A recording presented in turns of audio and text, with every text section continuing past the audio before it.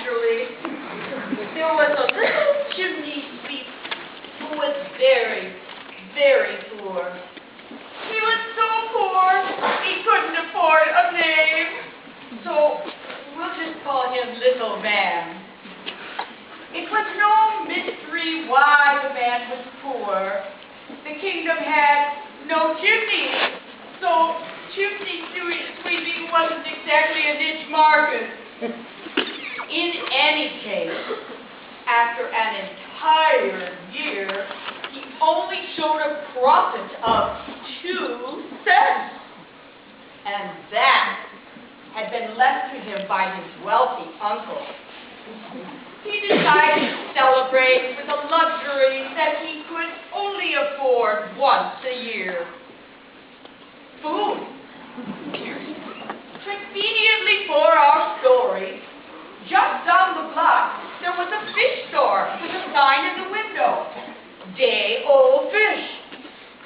2 cents. I'd like a day-old fish, please, the little man told the storekeeper. That'll be 2 cents. The little man proudly took the 2 pennies from his ragged pocket. Plus tax, said the storekeeper. He frantically searched his pockets, but the little man just didn't have the necessary 16 cents. The storekeeper just shrugged his shoulders. Sorry, fella, he said, but you know what? Since I like you, I'll give you a 7-day-old fish. With that, he took out a week-old mackerel.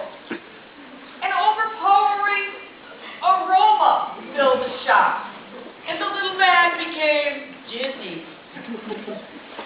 What's that odor? Gasped the little man. Well, the smell of nothing, said the storekeeper. But it was hard to hear him. His gas mask muffled the words. The little man edged closer so that he could listen better. This here is a magic fish, said the storekeeper. If you take it, you will have good luck. So, the little man took the fish to his spare but attractively furnished hovel. He was about to cook the fish when a messenger from the palace came bearing a message. Is your name El Man? And what is that awful smell?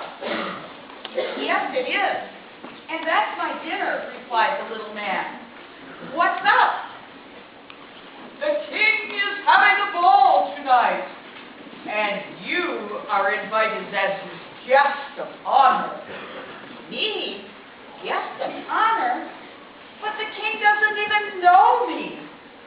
Well, said the messenger, as he shrugged his shoulders, that's a fairy tale for you. The little man was amazed, but he was also still very hungry.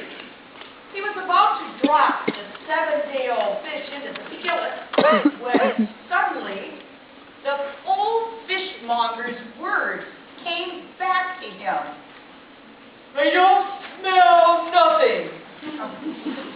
All right, those words came back to him, but those words are irrelevant to the story.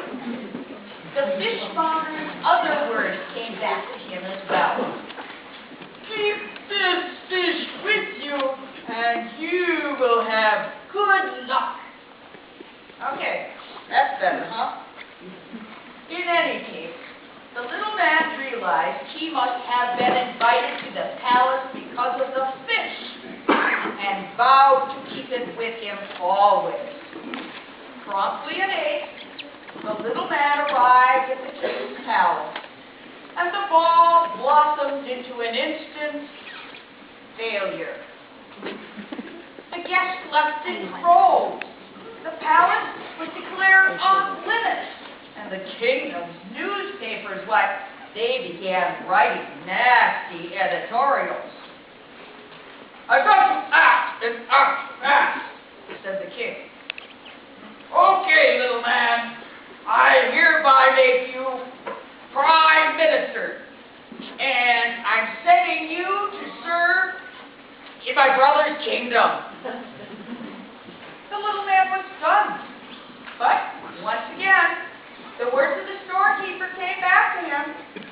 "I don't smell nothing." Oh, you know, those aren't the ones.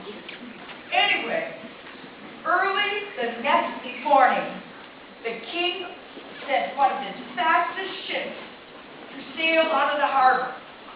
Aboard it were 16 cats, 40 seagulls, one little man, and one 8-day-old fish. When the little man arrived in the kingdom, he found it under siege. A flotilla of enemy ships was bombarding everything in sight. As new prime minister, his duty was to save the kingdom. But without a sword, he could only draw his fish. Now, 2 weeks later, he boarded the enemy ship. "Stop this bombardment," he commanded. "Have you no sense of decency?" Well, the attacking force did not have a sense of decency, but they did have a sense of smell. They retreated, most rapidly in fact, and the kingdom was overjoyed. They thanked the little man, although they wisely did it from a safe distance. "Here's your medal," shouted the king, throwing it from the shore onto the boat, where it bounced off the little man's forehead. "Now I shall come ashore and minister primes for you," said the little man. "No, no," shouted the king to the boat. "As prime minister, your first job is to return to my brother's kingdom and deliver his birthday present to him." "A birthday present? What is it?" asked the little man. "You." And that was that. The little man was sent again across the sea. However, halfway home, he encountered a raging storm. It was so terrible that things began to happen. The enchanted fish was washed overboard. The little man's aroma was gone, but so was his good luck. The ship was smashed to bits by a gigantic wave, and the little man washed ashore. Weeks later, tattered and weak from hunger. Who should be on the beach but the king, who was having a celebration for his birthday with a jousting tournament and a weenie bank. The little man, without his fish, was accused as a weenie bandit and thrown into the dungeon. He realized that he was to ever rise to greatness again, he'd need another fish. Which just goes to show you, for those of you who aspire to greatness, fishing might make it so.